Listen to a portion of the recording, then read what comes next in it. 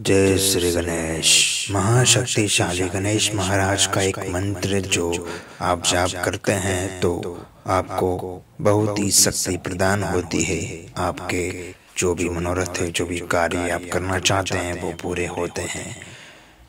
इस मंत्र का अर्थ है, मैं उन भगवान गजानन की वंदना करता हूँ जो समस्त कामनाओं को पूर्ण करने वाले हैं तथा सूर्य के समान दिव्य ब्रह्मांड कांति में चमक रहे हैं। सर्वदा सबका की यज्ञोपति धारण करते हैं। एक दंत है, लंबोदर है, कमर के आसन पर विराजमान है।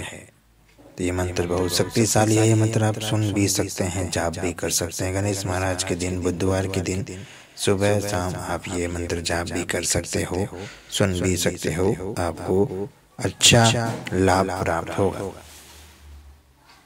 जय श्री गणेश।